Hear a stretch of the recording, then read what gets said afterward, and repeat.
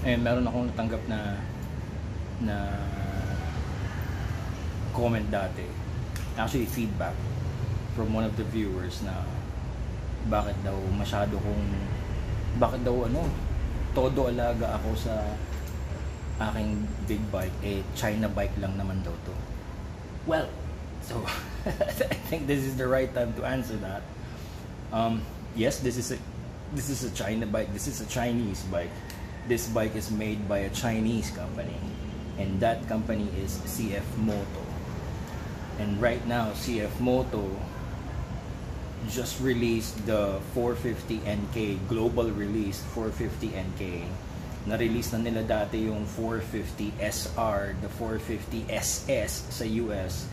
They have released the 800 MT, the Ibex 800, and namamayagpag pa rin yung kanilang CLX 700, yung kanilang sports heritage, tsaka yung ibang tawag sa isa pa. Ayun, but anyway, so meron silang 800cc, 700cc, 650cc, 450cc, 400cc, 300cc, 250cc, and then the 150cc, and then they have the small Papio. I think the Papio is also 150 if I'm not mistaken, or 110. So right now, yes, the Chinese company CF Moto is really getting it.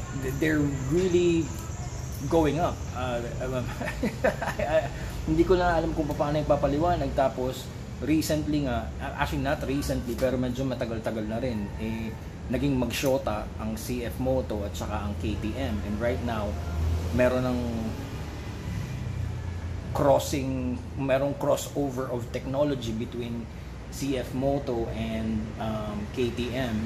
Engine technology, yung knowledge nila sa electrical, sa harness, sa ECU, even suspension, and even the frame.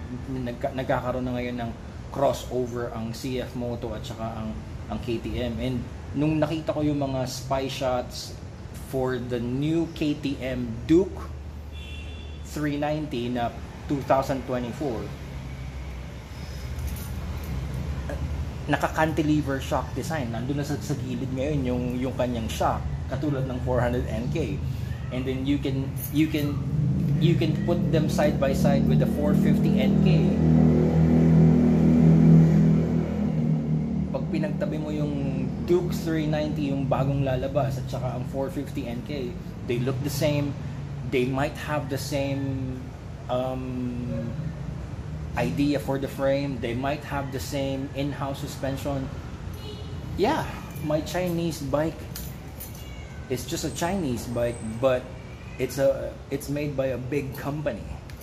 So yeah, I'm taking care of my China bike, my Chinese bike, because it's a good bike.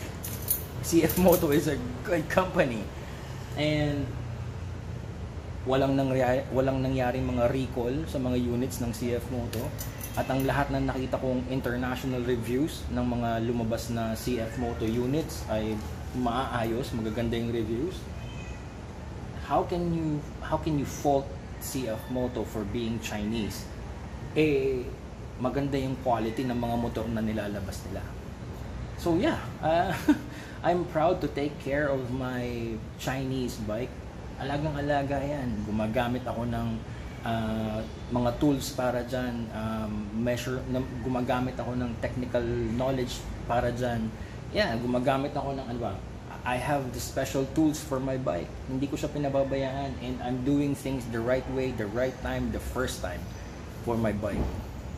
And siguro, yung pinakamalaking dahilan kung bakit ko inaalagaan ang aking Chinese bike, ang aking China bike, eh dahil ito lang yung motor ko.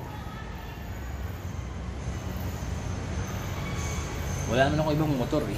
Itong Vulcan 650 at saka itong XSR 900, sa tropa ko to, kay Norman to, sa kapitbahay ko, sa kaibigan ko to eh. Hindi naman to akin. Ito lang motor ko. Wala akong scooter, wala akong underbone, wala nga akong bisikleta eh. Diba? Pag nagkatrabaho uli ako, pag bumalik na ako sa trabaho, I'll buy a bicycle. Nag-iisipan ko pa kung mountain bike or road bike, depende. And then kung bibili man ako ng second motorcycle, I'll probably buy a scooter na yung utilitarian scooter, yung gagamitin kong pandagunas, pangwalwalan, pangharabasan, diba? Yung gagamitin ko pang sundot hatid.